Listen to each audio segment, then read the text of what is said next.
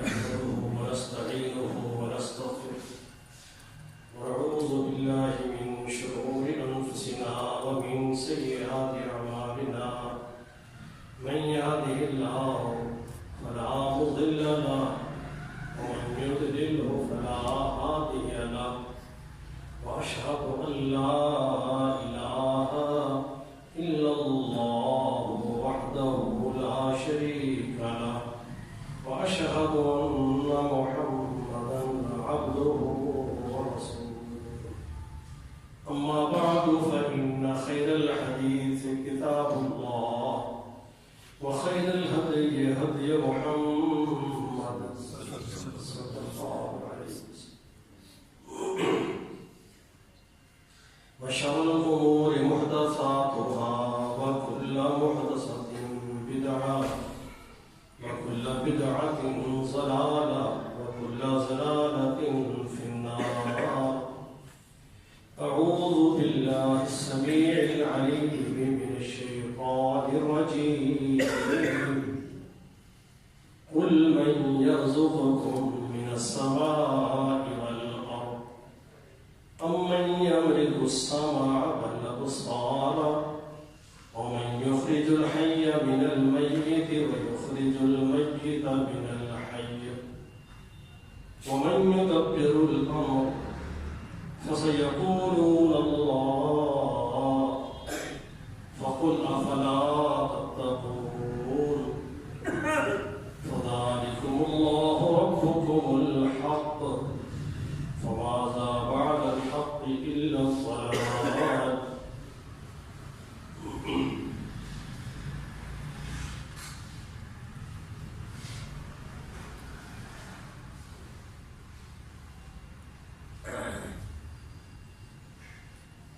میرے بھائیوں، پچھلے خطبہ جمعہ میں ہم نے اس بات پر گفتگو کی تھی،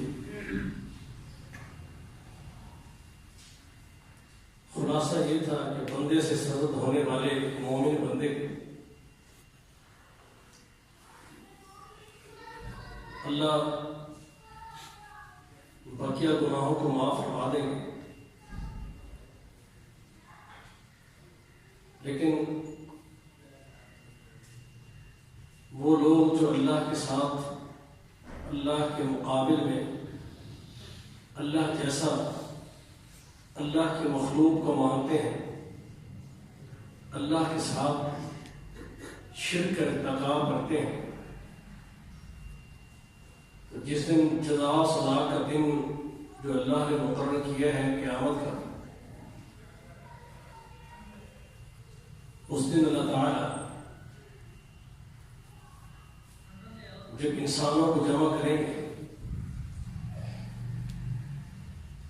اور اللہ ان لوگوں کو بھی جو شرک کرتے ہیں اور ان ہستیوں کو بھی جن کو انہوں نے اللہ کا شریک ٹھہرایا ہے، اللہ ان سب کو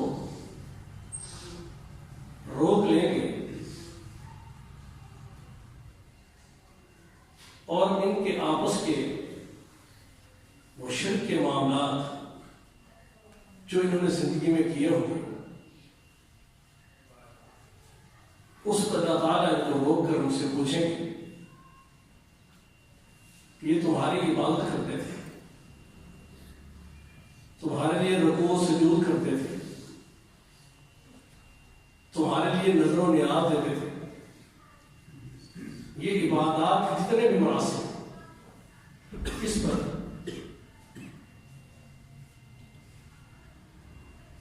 اللہ ان سے پوچھیں گے تو وہ فوراً انکار کر دیں گے کہ یا اللہ ہمیں کچھ خبر نہیں کہ یہ ہماری عبادت کرتے تھے،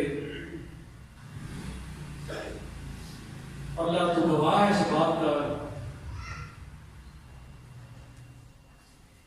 کہ ہمارے اور ان کے درمیان کے معاملات اللہ تو سب سے زیادہ جانتا ہے، اور یہ اہل شرک کے لیے اس دن سب سے بڑی ذلت اور رسوائی کا مقام ہوگا. اور شرک ایک ایسا ظلم اور گناہ ہے کہ بہت نشان، صفتوں کا مالک، اپنے بندوں پہ رحم کھانے والا، ان کے گناہوں سے درگزر کرنے والا، ان پر اپنے رحمتوں کی برکھا برسانے والا، ان کے اس جرم پر اتنا غیظ و غضب اور غصے میں ہوگا کہ ان کو معاف کرنے کے لیے کوئی بھی اللہ کی رحمت اور معاملات ان کے ساتھ نہیں ہوں گے، کیونکہ انہوں نے بوجہ شرک کے اللہ کو بہت زیادہ غضبناک کیا ہوگا۔ لیکن بھائیوں میں یہ بات اکثر دیکھتا ہوں، محمد کریم علیہ السلام کا اہل شرک کے جس معاشرے سے پالا پڑا تھا،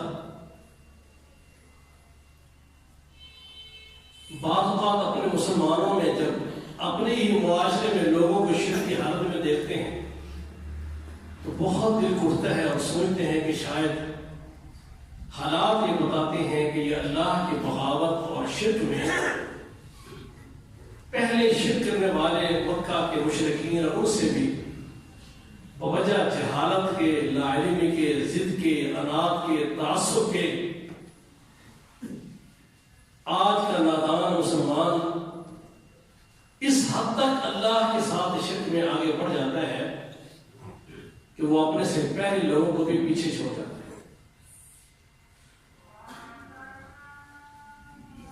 اللہ فرماتے ہیں میرا پیغمبر یہ میری ذات کے علاوہ اوروں سے دعائیں مانگتے ہیں، میرے علاوہ اوروں پر امیدیں لگاتے ہیں، میرے علاوہ اوروں سے مشکلیں اور حل ہونے اور بگڑیاں بننے کا عقیدہ رکھتے ہیں، اپنی جبینیں پیشانیاں ان کے سامنے جھکاتے ہیں۔ میرا پیغمبر ان سے بات تو پوچھے کہ قل من یرزقکم من السماء والارض، وہ ذات کون ہے جو زمین و آسمان سے تمہیں روزی دیتا ہے، تمہیں رزق پہنچ پہنچانے والا، تمہیں کھلانے پلانے والا، تمہارے لیے آسمانوں سے پانی اتارنے والا، تمہارے لیے زمینوں سے اناج اگانے والا، مختلف پھل اور حلال جانور تمہارے خوراک بنانے والا، آسمانوں سے بھی تمہارے رزق کا نزول کرتا ہے اور زمینوں سے بھی تمہارا رزق اگاتا ہے۔ قل من یرزقکم من السماء والارض، اگر اس کو اور شارٹ کر کے اس کا معنی کریں تو میرا پیغمبر آپ ان سے پوچھیں کہ تمہارا داتا کون ہے، کون دیتا ہے، کون کھلاتا ہے، کون پلاتا ہے، کون صحت دیتا ہے، اولاد کون، سب رزق میں آتے ہیں۔ قل من یرزقکم من السماء والارض۔ اللہ قرآن میں آگے بتاتے ہیں کہ میرا نبی فَسَيَقُولُونَ اللہ، یہ آپ کو جواب دیں گے کہ یہ سارا کچھ ہمیں کھلانا پلانا، پانی، روزی رساں، سب کچھ ایک اللہ کرتا ہے۔ یہ مانیں گے کہ اکیلا اللہ کرتا ہے؟ میں کبھی سوچتا ہوں کہ ہمارے نادان مسلمان جو اس حد تک گر گئے ہیں کہ وہ تو اس معاملے میں بھی اتنا آگے بڑھ گئے کہ انہوں نے روزی رساں بھی کسی اور کو بنایا۔ تیرا کاروبار نہیں چلتا، فلاں بابے کے پاس جا، اس سے پوچھ، تو کاروباری لحاظ سے پریشان ہے، فلاں کے پاس جا، اسے تعویذ لے کر آ، فلاں پیر کے آستانے پہ حاضری دے۔ بھائیو، یہ بدعقیدگی تو مکہ کے مشرک میں بھی نہیں تھی، وہ کہتا روزی رساں اللہ ہے، آسمانوں سے زمینوں سے رزق اللہ اتارتا ہے۔ جو پچھلی آیتوں میں نے پڑھا کہ اللہ تعالیٰ ان کو کھڑا کریں گے، رکو، تم اللہ کے علاوہ جن پر اپنے سہارے، اپنے توکل، اپنی امیدیں لگایا کرتے تھے، جن کے بارے میں تمہارا عقیدہ تھا کہ پریشانیوں سے نجات دیتے ہیں، مصیبتیں ہٹاتے ہیں، آج اس سے بڑی کوئی مصیبت نہیں کہ تمہیں دہتی آگ جہنم میں ڈالا جائے گا۔ انتم وشرکاءکم مکانکم انتم وشرکاءکم، تم بھی ادھر ٹھہر جاؤ اور جن کو شریک بناتے تھے وہ بھی ٹھہر جائے۔ انسان ہمیشہ جب گرتا ہے درختوں کی پوجا کرتا ہے، وہ خالی درخت کی پوجا نہیں کرتا۔ مجھے یاد ہے کہ ہم کرمپور کے راستے لٹر کی طرف جا رہے تھے تو راستے میں بریک لگائی، میرے ساتھ جو گاڑی پہ پیسٹیسائڈ کمپنی کے سیل آفیسر تھے چودھری محمد حفیظ حامی، وہ بھی جیسے ہمارے ہاں جہاد ہوتی ہے، درباروں مزاروں کے بارے میں جو بدعقیدگیاں تھیں ان سے کافی دور ہو رہے تھے، تو انہوں نے ایک درخت کے ساتھ بریک لگائی، وہاں ٹھنڈے پانی کے انتظام اور کپڑے سب ڈالے ہوئے اس درخت کے اوپر عجیب منظر ایک قائم تھا۔ تو وہ کہنے لگے کہ میں جب سے میسی میں آیا ہوں کئی مرتبہ یہاں سے گزرا ہوں، یہ پہلے تو ایسا منظر یہاں نہیں تھا، اب کیوں ہے؟ درخت کی پوجا ہو رہی ہے، یہاں آ کر بیٹھ کر برکتیں حاصل کی جا رہی ہیں، لوگ وہاں پر نیازیں دے رہے ہیں، پیسے ڈال رہے ہیں۔ گاڑی والے کو دیکھ کے وہ بندہ وہ جو مجاور درخت کا تھا دوڑ کے آ گیا۔ چودھری حفیظ صاحب پوچھتے ہیں یار یہ معاملہ تو پہلے نہیں تھا، اب یہ کیا ہے، اس درخت میں کیا ایسی چیز آ گئی؟ وہ کہتے ہیں جی بابا فرید پاک پتن سے چلے تھے اور خیرپور میں جو بزرگ ہیں خواجہ خدا بخش ان کی ملاقات کے لیے جا رہے تھے، تو اس درخت پہ آ کے یہاں بیٹھے تھے کچھ دیر کے، یہ ان کی بیٹھک ہے۔ چونکہ اس درخت سے ان کی نسبت ہے لہذا اب درخت سے بھی برکتیں ملیں گی۔ خالی درخت کی پوجا نہیں ہوتی، اس کے پیچھے وہ شخصیت ہے جس کی عبادت کی جا رہی ہے، وہ بابا فرید ہے۔ پتھروں کے بتوں کی پوجا نہیں ہوتی تھی، مکہ کے مشرک لات منات عزا کی جو پوجا کرتے یہ ان کی وہ شخصیات تھیں جو ان کی مصیبتیں ہٹاتی تھیں، دکھوں کا مداوع کرتی تھیں، پریشانیاں دور کرتی تھیں، ان کے آستانوں پہ حاضری دیتے تھے، نظر و نیاز دیتے تھے، جانور لا کر ذبح کرتے تھے اور یہ عقیدہ بناتے تھے کہ ہم یہاں اس لیے آتے ہیں کہ یہ بزرگ ہے، ان کے نقش انہوں نے، جیسے ہمارے یہاں کاغذ میں تصویریں بنتی ہیں تو سب کاغذ نہیں تھا تو پتھروں پر بناتے تھے۔ اللہ فرماتے ہیں قیامت کے دن ہم ان کو بھی روکیں گے، بابا فرید بھی کھڑا ہوگا، لات منات عزا ہبل یہ بھی کھڑے ہوں گے، بیت اللہ کے قرب و جوار میں ابراہیم علیہ السلام اور اسماعیل علیہ السلام کے بت تراش کر یہ بھی رکھے ہوئے تھے، وہ بھی ساتھ کھڑے ہوں گے۔ اللہ ان سب شخصیات کو جمع کریں گے، عیسیٰ علیہ السلام کو ان کی والدہ کو جمع کریں گے، ہر ایک کو اللہ کھڑا کر کے پوچھیں گے کہ بتاؤ تم نے دنیا میں تمہارے معاملات اللہ کے ساتھ کیا تھے۔ اللہ تعالیٰ فرماتے ہیں امن یملک السمع والابصار، میرے پیغمبر سے یہ بھی پوچھیں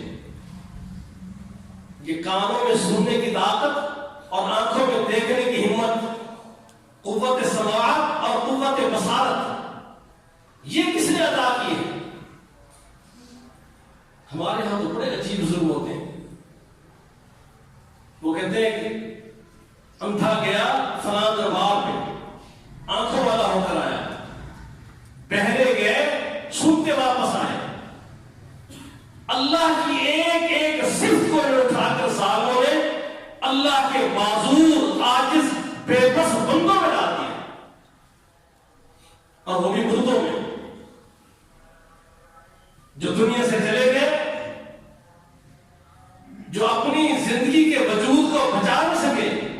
اللہ کی قسم ہے میں ایسا سوچتا ہوں کہ میرے رب ذوالجلال نے موت کا نظام قائم کر کے بڑے بڑے سرکشوں کی گردنیں توڑ کر اور بڑے بڑے نیک اور صالح بڑی عظیم شخصیات کو موت کی آغوش میں بھیج کر دنیا پر واضح کر دیا ہے، نہ کوئی دنیاوی اسباب متاع کا مالک اقتدار میں رہنے والا ظالم اور جابر حاکم یہ بھی اللہ کے سامنے بے بس ہے.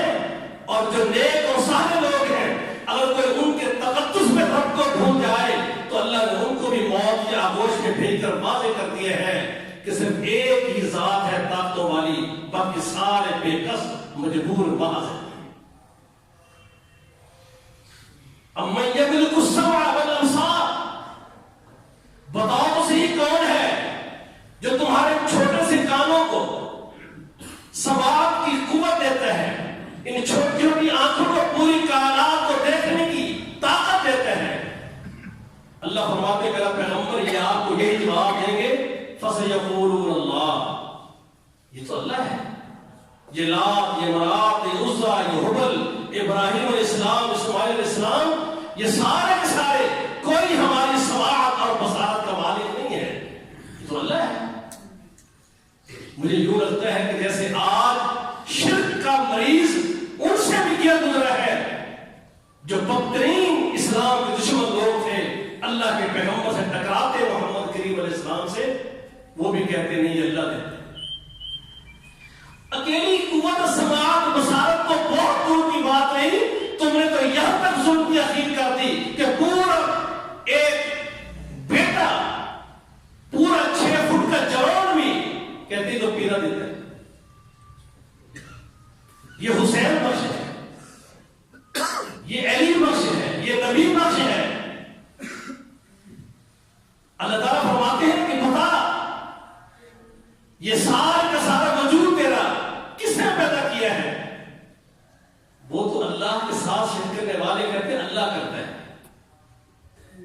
اللہ تعالیٰ فرماتے ہیں میرا پیغمبر ان سے پوچھو وَمَن يُخْرِجِ الْحَيَّ مِنَ الْمَيِّتِ، دانا بیجان چیز ہے، زمین میں ڈالتے ہو اس مردہ سے زندہ لیل ہاتھی کھیتی کون اگاتا ہے؟ انڈا بیجان چیز ہے، لیکن اس سے چلتا پھرتا دوڑتا ایک پرندہ کون نکالتا ہے؟ انسان جس جرثومے سے وجود میں آتا ہے اس کی تمہیں ہے کوئی چیز نظر نہیں آتی، اس سے پھر جیتا جاگتا آنکھوں والا بچہ کون پیدا کرتا ہے؟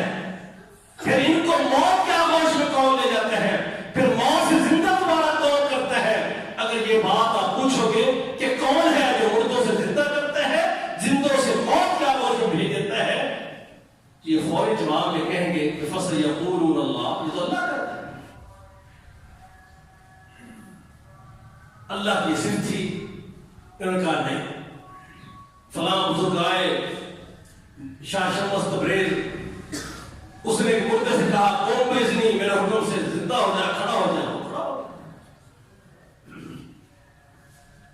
اتنی بےہودگیاں جو اس منبر پر کھڑے ہو کر اللہ کے قرآن کے خلاف بیان کی جاتی.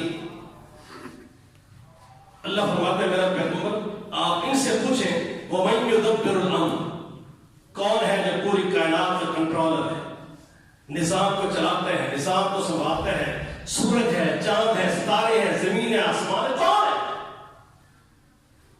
اللہ کے سوا کوئی نہیں. اور یہاں پر یہ مسلمان کہلانے والا شرک کے ایسے مرض میں مبتلا ہے کہ یہ کہہ دیتا ہے بس کتب کے سہارے دنیا کھڑی ہے، ان بزرگوں درباروں مزاروں کے وجہ سے نظام قائم ہے. جو بزرگ چاہتے ہیں سورج کو واپس بلا لیتے ہیں، جو چاہتے ہیں رات کو لمبا کر کے دن کی تاخیر کر دیتے ہیں. بلال نے جو آذان سحر نہ دی رضی اللہ تعالیٰ عنہ، قدرت خدا کی دیکھے مطلق سحر نہ ہوئی. قوالوں اور میراثیوں کے الفاظات کو اس قوم نے اللہ کا دین بنایا، لیکن رب ذوالجلال کے کام کو نہیں بنایا. شاہ شمس تبریز سورج اتارا نہیں. سیدنا علی رضی اللہ تعالیٰ عنہ کی نماز رہ گئی اثر کی، سورج غروب ہوا، دوبارہ سورج کو کھینچ کے واپس لایا. کیا دنیا کا دین ہے. رسول اللہ صلی اللہ علیہ وسلم کی حدیث سے بخاری میں ہے، اور یہ ان کا کتنا بڑا رد ہے. اللہ کے نبی سفر میں ہے، نماز کا وقت سے اس ذہن سے کہ تھکاوٹ سے نماز نہ رہ جائے. صحیح بخاری میں حدیث ہے کہ بلال رضی اللہ تعالیٰ عنہ ذمہ داری ڈیوٹی لگائی کہ رات آپ جاگیں تاکہ اگر پورے لشکر نیند کی آغوش کی وجہ سے صبح نماز میں رہ جائے اور ہماری نماز قضا نہ ہو جائے. اب بلال بھی جاگ رہے ہیں, ٹہلتے ٹہلتے ایک اونٹ کے ساتھ آ کر بیٹھے, سہارا لیا, نیند آ.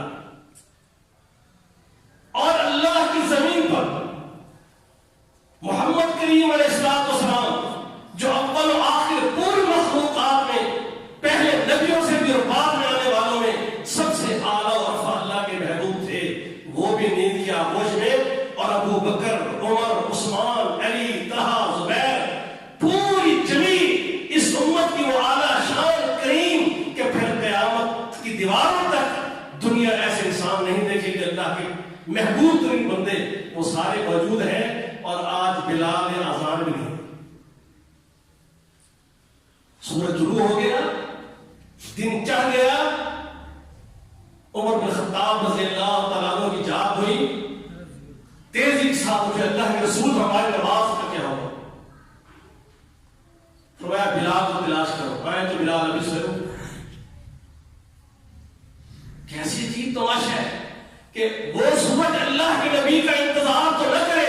وَمَن يُدَبِّرُ الْأَمْرَ, یہ میرے رب کے کنٹرول میں ہے, نظام وہ چلاتا ہے, اسی کے امر میں پوری کائنات چلتی ہے. کسی کی نیند سے جانے سے رب کے فیصلے اور رب کا نظام نہیں بدلا گیا. اللہ کے ہاں تو کوئی ایسا نظام نہیں. لیکن یہاں پر دیکھیں کس نے رب کے مقابلے میں بندے کھڑے کیے. جیسے نظام, کائنات کے نظام کسی اور کے ہاتھ میں کھڑا ہے. اللہ فرماتے میرا پیغمبر اس سے پوچھے وَمَن يُدَبِّرُ الْأَمْرَ, اس پوری کائنات کا کنٹرولر, اس کے نظام کو تشکیل دینے والا, نظام کو چلانے والا کون ہے؟ فَسَيَقُولُونَ اللَّهُ, یہ کہیں گے اللہ ہے. اور ہمارے تو معروف ہے کہ قطب کون ہوتا ہے؟ قطب وہ انسان ہے جس کے سر پہ زمین و آسمان کا وجود قائم ہے. اگر یہ بزرگ نہ ہو, وہ کہتے ہیں کہ ضلع ہانسی میں 4 قطب تھے, اور انڈیا سے آنے والے مسلمانوں سے پوچھو, وہ کہتے ہیں کہ ہمارا یہ عقیدہ تھا وہاں پر رہ کر کہ اگر 5واں قطب بھی یہاں پر ہوتا تو پھر حاج معاذ اللہ مکہ اور مدینے کی بجائے ضلع ہانسی میں فرض ہوتا. اور ان کی دنیا قائم کھڑی ہے. پھر اللہ نے بھی وہ سزا دی, وہ ہمارے بزرگ تھے یاسین آتش, اللہ ان کی خطائیں معاف فرمائے, اللہ ان پہ رحمت کرے, وہ اسی ایری کی بات کرتے تھے. کہ پھر سکھوں اور ہندوؤں نے وہ مسلمان جو ان کتب کے عقیدوں پر قائم تھے, کاٹ کاٹ کے انہیں کنویں میں ڈالے جا. 4 کتب تھے, کنویں بھر دے کے خون سے, کسی نے نہیں بچایا. میرے بھائیوں, مشرک اور کافر اس کے لیے اپنی جہنم ہے. اس لیے آئیے اپنے عقیدے کی اصلاح کی. سیدھی سی بات ہے, کائنات پوری میں ایک لمحے کے لیے بھی اللہ کی ذات کے سوا کوئی پیغمبر ہو, کوئی ولی ہو, کوئی بھی ہو, توکل کا سہارا, توکل, امیدیں محمد کریم علیہ السلام کی تعلیم ہے کہ وہ اکیلے اللہ کی ذات پر ہو جائے. بس تیرے دکھوں کا مداوا, تیرے دکھ آئے دکھ جائیں, یہ سارے کا سارا مداوا اللہ کی ذات کے سوا کہیں اور سے نہیں ہو. اگر ایسا ایمان مضبوط ہو جائے, تیسرا وہ بندہ وہ جہنم میں جائے گا جو منافق ہے. اور قرآن مقدس میں اللہ نے منافق کی 2 اہم باتیں اس کی خطیں بیان کی ہیں. نبی اسلام کی حدیث میں 4 بیان ہوئی ہیں, اس سے علاوہ اور 2 قرآن میں بیان ہوئی ہیں. قرآن مقدس میں اللہ فرماتے ہیں یہ ایسا منافق ہے, اللہ تعالی اس کی کوئی اعمال, عبادات, معاملات قبول نہیں کرتے. منافق کی علامتوں میں سے 2 علامتیں میں ذکر کر رہا ہوں جو قرآن میں اللہ نے بیان کی ہیں کہ لا یاتون الصلاۃ الا وهم کسالى. منافق کو دیکھ رہا ہو, یہ اللہ کے بلاوے حی علی الصلاۃ پر, نماز پر اپنے اللہ کی قربت اور ذوق و شوق سے نہیں آتا, کاہلی, سستی، موڈ کا بندہ ہے، آج فارغ بیٹھا ہے، دل کیا چلے یار نماز پڑھا، دوستوں کے ماحول میں بیٹھا ہے تو مسجد میں آ کے نماز نہیں تو پرواہ کوئی نہیں۔ وَلَا يُنْفِقُونَ إِلَّا وَهُمْ كَارِهُونَ، یہ دو صفتیں رب نے بیان کی ہیں۔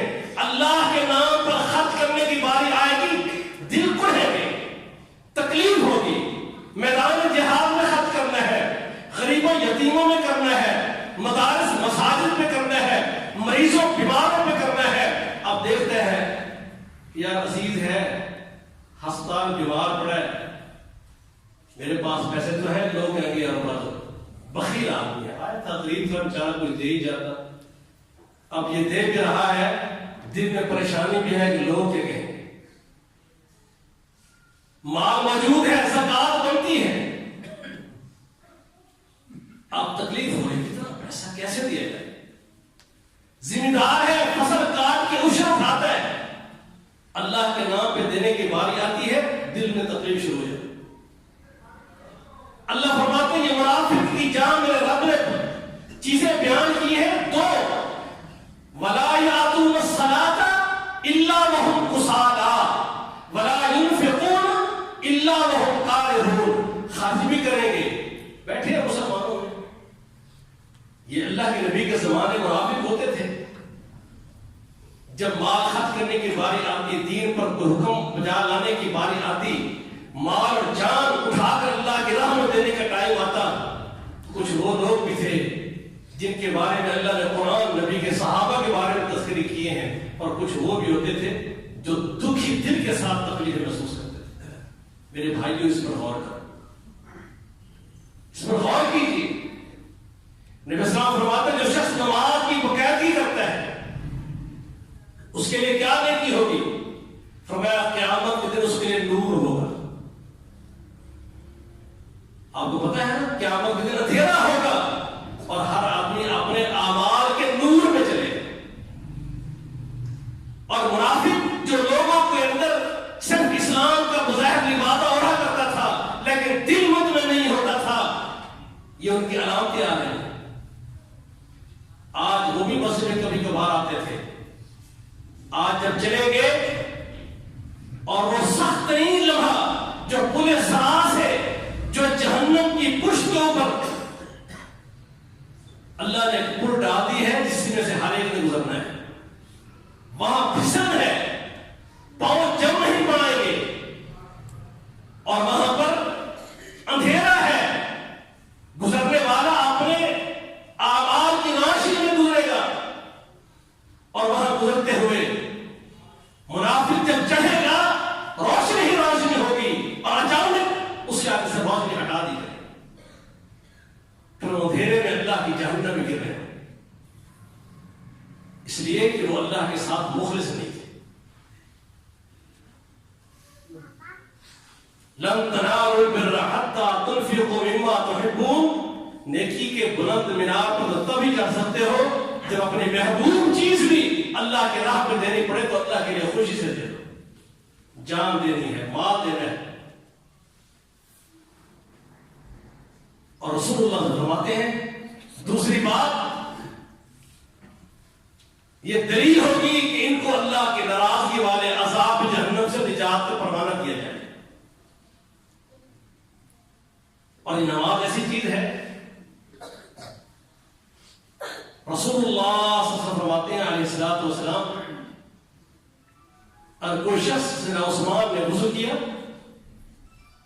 3 مرتبہ اپنے ہاتھ دھوئے اور پھر اس کے بعد کلی کی،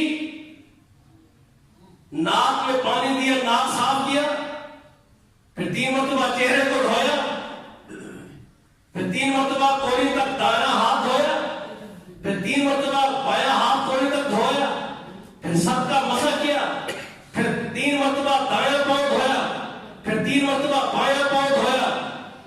سیدنا عثمان کہتے ہیں کہ میں نے یہ وہی وضو کیا ہے جو محمد کریم علیہ السلام نے وضو کر کے دکھایا تھا، اور پھر آپ نے فرمایا تھا کہ جو میرے سنت کے مطابق، میرے طریقے کے مطابق وضو کرتا ہے اور پھر وضو کرنے کے بعد میری سنت کے مطابق 2 رکعت نماز ادا کرتا ہے، اور یہ 2 رکعت نماز ایسے پڑھتا ہے کہ اپنے دل و دماغ میں اللہ کے سوا کوئی تخیلات، باتیں، وسوسے، اپنے دل سے کوئی باتیں نہیں کرتا، اللہ کے حضور حاضر ہو کر رہتا ہے۔ جب یہ سلام پھیرتا ہے اللہ اس کے سارے گناہوں کو معاف کرتا ہے، اور ایک حدیث میں اس کے لیے جنت واجب ہو جاتی ہے۔ رسول اللہ صلی اللہ علیہ وسلم بیٹھے تھے، ایک شخص آیا، عبداللہ بن مسعود بیان کرتے ہیں رضی اللہ عنہ، اللہ کے پیغمبر کے پاس پہنچا اور کہا اللہ کے رسول صلی اللہ علیہ وسلم، میں نے مدینہ کے کنارے، مدینہ سے باہر ایک ایسی خطا کر بیٹھا ہوں، ایک خاتون کا مجھ سے ٹاکرا ہو گیا، میں نے زنا تو نہیں کیا لیکن اس کے علاوہ بقیہ کام میں نے کیے، بوس و کنار معاملات اس قسم کے میں نے کیے، میں نے زنا تو نہیں کیا۔ میرے بھائیوں، اسی لیے میں کہا کرتا ہوں کہ شاید روح زمین پر محمد کریم علیہ السلام کے صحابہ جیسا بعد میں کوئی نظر نہیں، کہیں باہر کہیں معاملہ ہوا اور دل میں کرب اور تکلیف لے کر اللہ کے خوف سے چلتے ہوئے اللہ کے نبی کے پاس ہے، اللہ کے پیغمبر حاضر ہو گئے ہوں، جو اللہ اس کے رسول فیصلہ کریں اس پہ وہ حد لگانی ہے، سزا دینی ہے، اللہ کے پیغمبر مجھے پاک ہے۔ اللہ کے نبی خاموش رہے۔ سیدنا عمر رضی اللہ عنہ کہتے ہیں اگر اللہ تجھے پردہ پوشی کرتی تھی تو بھی پردہ رہنے دیتا۔ نبی اسلام نے کوئی بات نہیں کی، آپ چپ رہے۔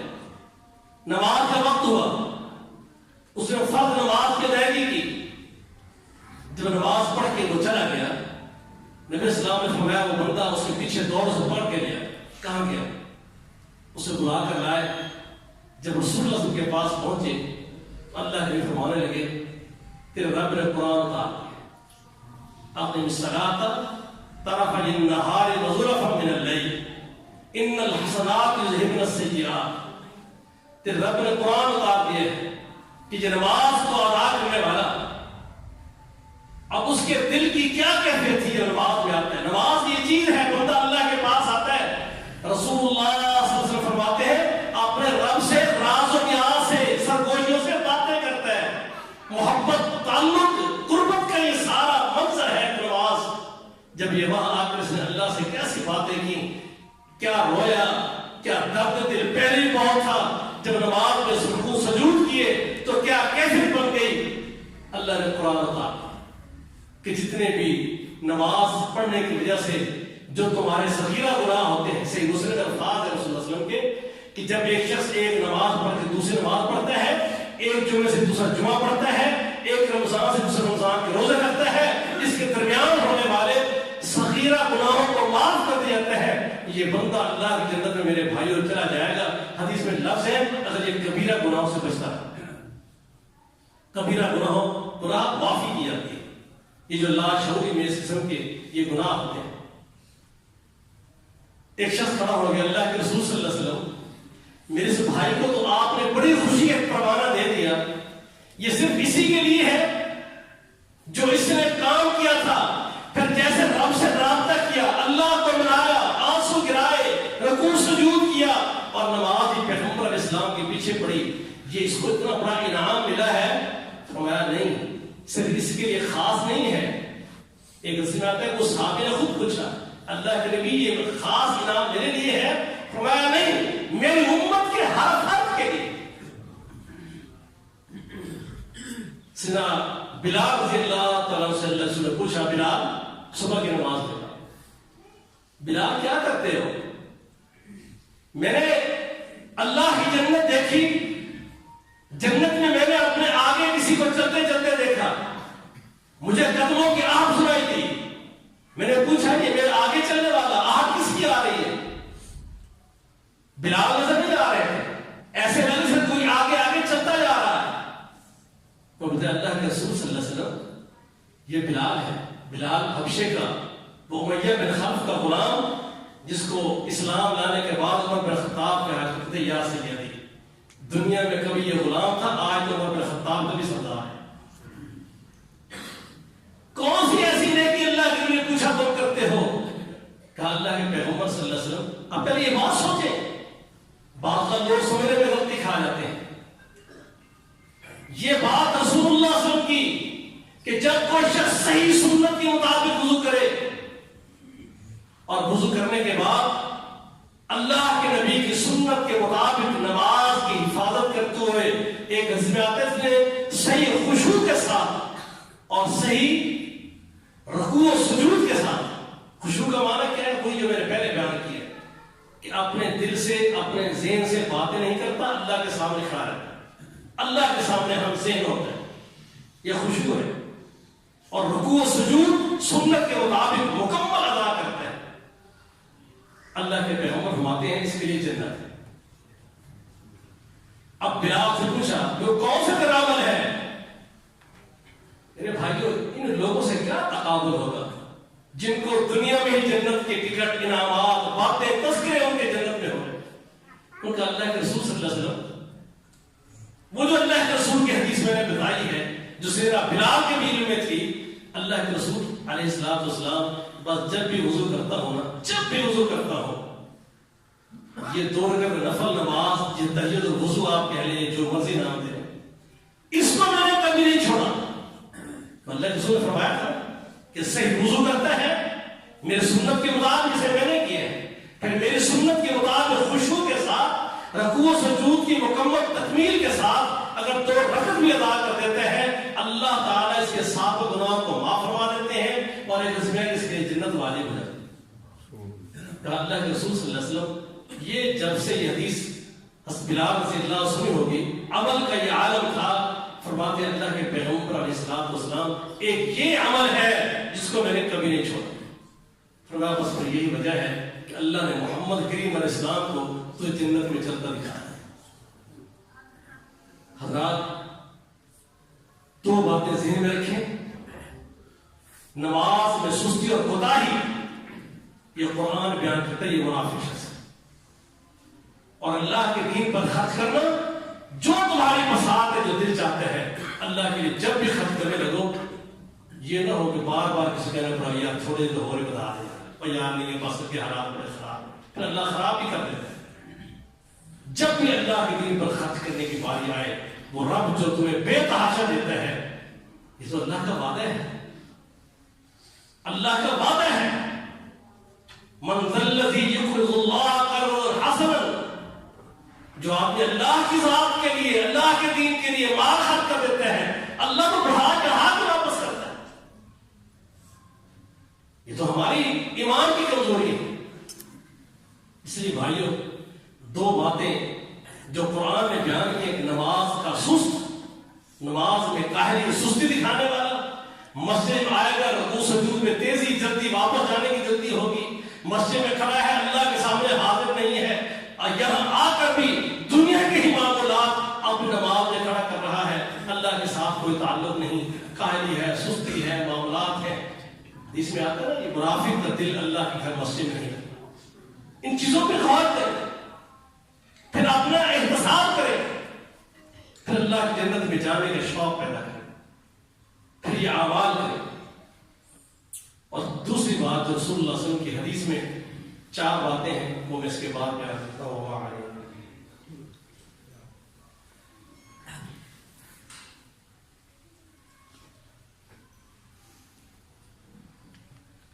الحمد لله نحمده ونستعينه ونستغفره ونعوذ بالله من شرور انفسنا ومن سيئات اعمالنا، من يهده الله فلا مضل له ومن يضلل فلا هادي له، واشهد ان لا اله الا الله وحده لا شريك له، واشهد ان محمدا عبده ورسوله، اما بعد فان خير الحديث كتاب الله وخير الهدي هدي محمد وشر الأمور محدثاتها وكل محدثة بدعة وكل بدعة ضلالة وكل ضلالة في النار۔ بھائیو بعض اعمال ایسے ہوتے ہیں جو ہمیں پتہ بھی ہوتا ہے لیکن اہمیت ہم نہیں دیتے۔ یہ حدیث آپ نے کئی دفعہ پڑھی اور سنی بھی اور لکھی ہوئی بھی، مساجد میں بھی دیکھی ہوگی، لیکن اب تھوڑا سا سوچیں کہ اس پر عمل ہم کتنا کریں۔ نبی صلی اللہ علیہ وسلم کی حدیث ہے، یہ شخص وضو کرتا ہے، پھر وضو کرنے کے بعد اپنے ایمان کی تجدید کے یہ لفظ کہتا ہے کہ اشہد ان لا الہ الا اللہ وحدہ لا شریک لہ واشہد ان محمدا عبدہ ورسولہ۔ صحیح مسلم کی حدیث ہے، نبی صلی اللہ علیہ وسلم فرماتے ہیں اس کے جنت کے 8 دروازے کھل جاتے ہیں، جس دروازے سے چاہے داخل ہوتے ہیں۔ اب سوچئے میں بھی اور آپ بھی کیا وضو کے ساتھ ہم ریگولر ہیں اس دعا کے ساتھ؟ ان ٹائم بھاگتے بھاگتے آتے ہیں، بڑے مشکل پاؤں دھو رہے ہوئے کہیں رکے نہ رہ جائے، پھر بھاگ کر آ کر رکن میں شامل ہوتے ہیں۔ اتنے بڑے اعزاز ہیں میرے بے تعجز وہ معاملات ہیں جو رسول اللہ صلی اللہ علیہ وسلم نے شارٹ کٹ اپنی امت کو جنت تک پہنچانے کا راستہ بتایا۔ لیکن یہ باتیں جو میں نے گزارش کی ہے کہ 3 بندوں کا انجام بڑا خطرناک، کافر کا، مشرک کا، منافق کا۔ منافق کی 2 خصلتیں رب نے قرآن میں بیان کی، نماز کا سست، اللہ کے نام پہ خرچ کرتا ہے اڑتے ہوئے دل سے کرتا ہے، اور 4 باتیں اللہ رسول نے بیان کی۔ سے مسلم کی حدیث ہے، فرمایا اس میں لفظ حدیث میں کہ 4 عادتیں جس بندے میں پیدا ہو جائے یہ پکا منافق ہے، چاہے نمازیں پڑھتا ہو چاہے روزے رکھتا ہو۔ آپ اس کو صف اول میں دیکھیں، صف اول میں کھڑا دیکھیں، سب سے پہلے مسجد میں آتا دیکھیں، روزے کی باقاعدگی دیکھیں، لیکن اگر 4 بد عادتوں سے نہیں بچتا، اذا حدث کذب واذا اؤتمن خان واذا وعد اخلف، وعدہ کرے گا کوئی پرواہ نہیں کرے گا، وعدہ خلافی، باتوں میں جھوٹ کر بولنا، امانت میں خیانت کرنا، اور جب تھوڑا سا غصہ آئے بس پھر کنٹرول سے باہر، گالم گلوچ، بدزبانی، بدتمیزی۔ فرمایا 4 عادتیں بندے میں جمع ہو، اگر کسی ایک عادت پر قائم ہے یہ نفاق پر کھڑا ہے، اور اگر 4 شامل ہو جائیں یعنی یہ نفاق کے شعبے پر ہے، نفاق کے حصے پر ہے، اگر 4 میں سے کوئی ایک عادت ہے اور اگر 4 اکٹھی شامل ہو جائے فرمایا کان منافقا خالصا، یہ پکا خالص منافق ہے، چاہے نمازیں پڑھ رہا ہو چاہے روزے رکھ رہا ہو۔ اور میرے بھائیوں قرآن پڑھ کر دیکھیں، کافر کے لیے بھی جہنم ہے، مشرک کے لیے بھی جہنم ہے۔ ان المنافقین فی الدرک الاسفل من النار، اور اللہ فرماتے ہیں منافق کو جہنم کے سب سے نچلے طبقے میں ڈالنا ہے۔ کیوں نہیں ہم ان کو دور کرتے؟ کیوں نہیں اپنی زندگی میں؟ دیکھیں بڑی سیدھی سی بات ہے، یا ایھا الذین آمنوا اتقوا اللہ وقولوا قولا سدیدا۔ میں اپنے بھائیوں کو اپنی ذات کو رکھ کے بات کر رہا ہوں، اللہ فرماتے ہیں اللہ کا ڈر تم میں ہے، سیدھی بات کرو۔ ایک دوست مجھ سے کہتے ہیں یہ تھوڑے سے پیسے چاہیے تھے مجھے، آپ کیا ہے معذرت میں پیسے آپ کو نہیں دے سکتا، ناراض نہیں ہونا۔ اب ہم اس پہ 10 باتیں وہ کرنا شروع کر دیں گے، آج کل کے حالات اچھے نہیں ہیں، سیلیں ٹھیک نہیں ہو رہی، پیسے کی بڑی قلت ہے، ریکوری نہیں ہو رہی، معاملات نہیں ہو رہے، ایسی باتیں کر دیں گے جن کا اس بات سے کوئی تعلق نہیں۔ کتنے ہم بہانے بناتے ہیں، کیا دل مطمئن ہوتا نہیں، پتہ نہیں ہوتا کہ کیا کہہ رہے ہیں۔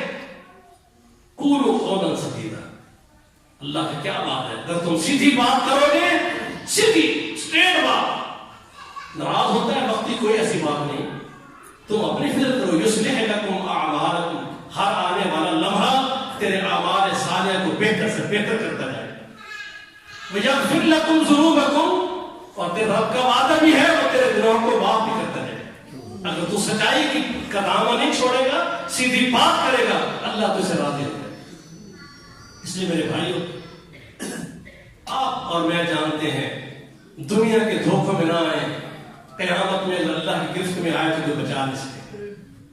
اللہ کا ایک ہی وعدہ ہے، ان الذین آمنوا وعملوا الصالحات، ایمان اور اعمال صالحہ کا ساتھ ہے، کانت لہم جنات الفردوس نزلا، تبھی اللہ کی جنت میں مہمان بنو گے، بسور بھی کریں۔